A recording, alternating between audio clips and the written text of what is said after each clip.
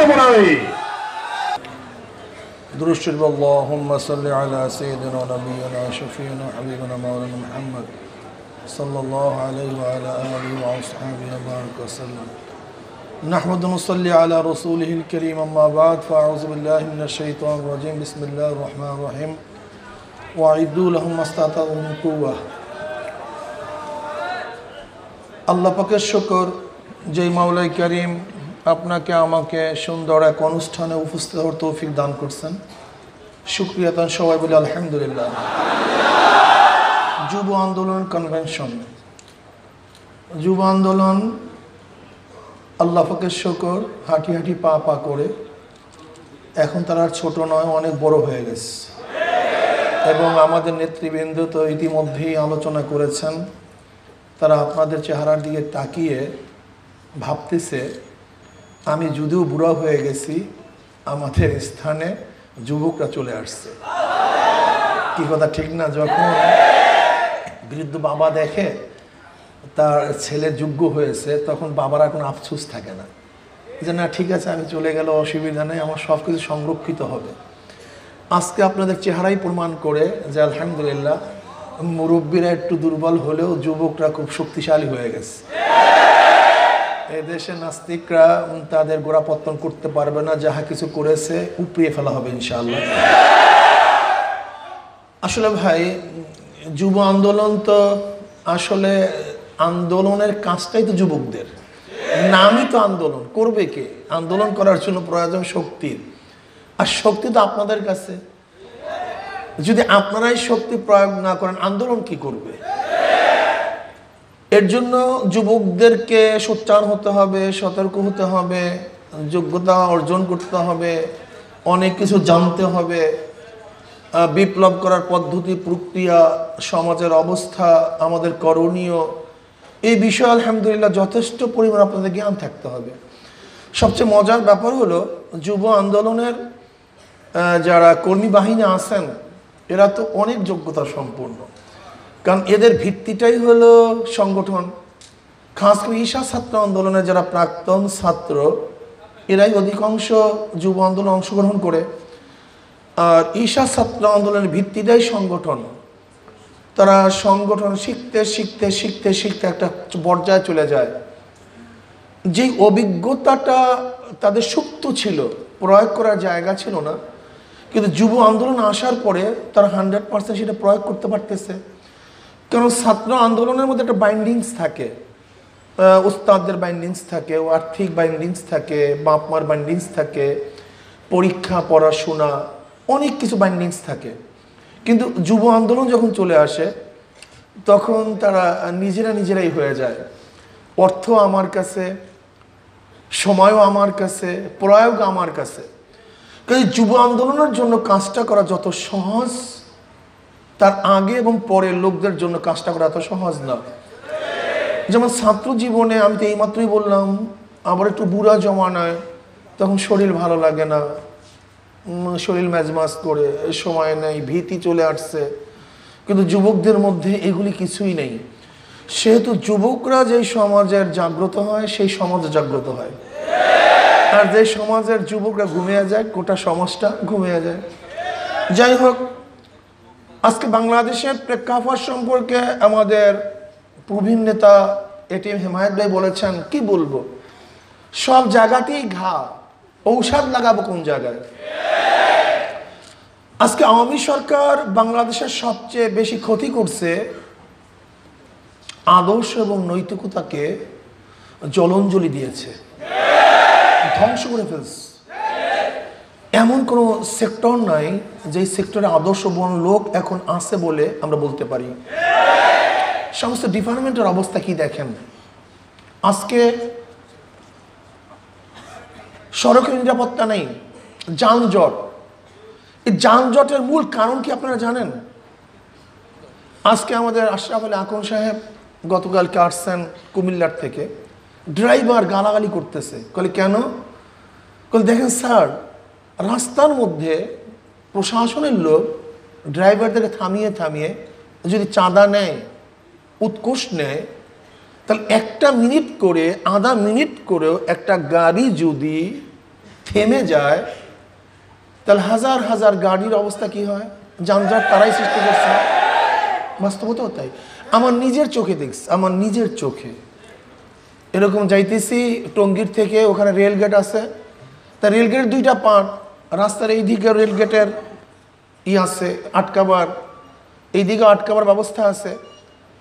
সেখানে দেখছি প্রশাসনের লোক এক সাইড আটকিয়ে বাস চাঁদা তুলতেছে, গাড়ি ছাড়তেছে, চাঁদা তুলছে, গাড়ি ছাড়তেছে, মাইলকে মাইল সব জাম হয়ে গেছে। আমার নিজের চোখে দেখা, আমার নিজের চোখে দেখা। পুলিশ ডিপার্টমেন্ট, সরকার পুলিশ ডিপার্টমেন্টকে কিছু বলার ক্ষমতা রাখে না। আসলে নেপথ্যে তো এখন প্রশাসনিক ক্ষমতার অধিকারী, কিন্তু হোক না, কিন্তু চরিত্র ঠিক রাখি, সমস্যা কি? আমাদের চরিত্র, আজকে আমাদের ডিএমপি কমিশনার সাহেব কি বললেন? তিনি সত্য স্বীকার করেছেন, তিনি সত্য স্বীকার করেছেন ট্রাফিকদের অনেক অসতর্কতার কারণেই আজকে দুর্ঘটনা বাড়ছে। ছাত্র আন্দোলন করবে কেন? কারণটা কি? দুর্ঘটনা বাড়বে কেন? হচ্ছে কেন দুর্ঘটনা? বারবার ছাত্র মরবে কেন? বা ছাত্র মারা গেলে তো আন্দোলন হয়, কিন্তু পাবলিক মারা গেলে কিছুই হয় না, শিশু মারা গেলে কিছুই হয় না। তাদের পিছনে কোনো শক্তি নেই, এদেশের জনগণের পক্ষ থেকে কেউ নেই। হয়তো ছাত্রদের বিশাল একটা গোষ্ঠী আছে বিধায়ী, ছাত্রদের মধ্যে অ্যাক্সিডেন্ট হলে তারা রাস্তায় বের হয়ে আসে, কিন্তু শ্রমিকরা মরলে, সাধারণ জনগণ মরলে, মহিলারা মরলে, বাচ্চারা মারা গেলে কিছুই হয় না, হাজারো অ্যাক্সিডেন্ট হচ্ছে। এর মূল কারণ কি? মূল কারণ চরিত্র। আজকে রাস্তা ডেভেলপ হচ্ছে, অনেক চওড়া হচ্ছে, আমরা বলি কি হ্যাঁ রাস্তা তো চওড়া হচ্ছে, কিন্তু ড্রাইভারদের জন্য পার্কিংয়েরও জায়গা বাড়ছে।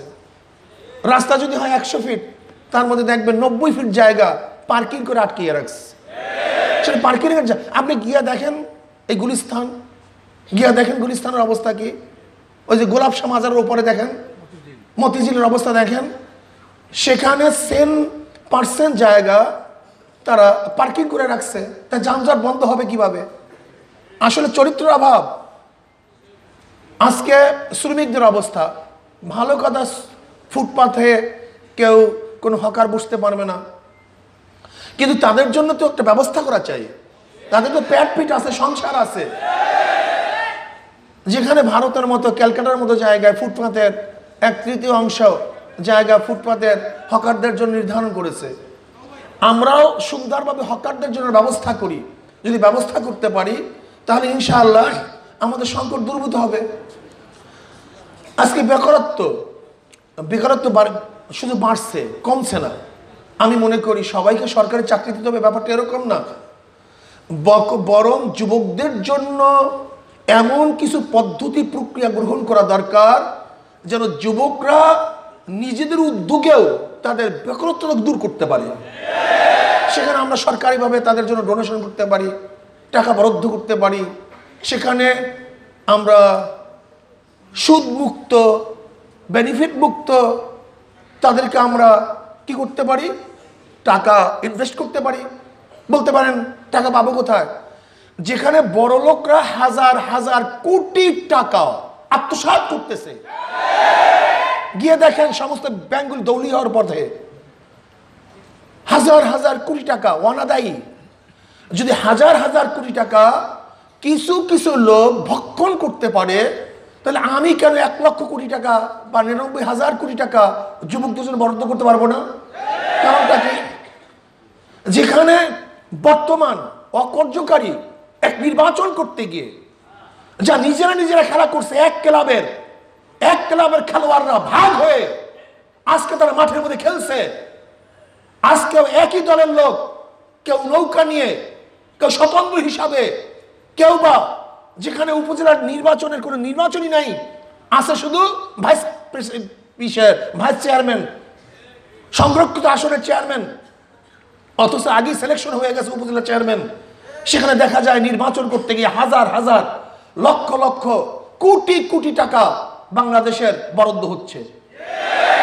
আপনার নিজের ক্লাবের খেলা দেখতে গিয়ে আমরা কি হাজার হাজার লক্ষ লক্ষ শত শত কোটি টাকা ব্যয় করবো নাকি?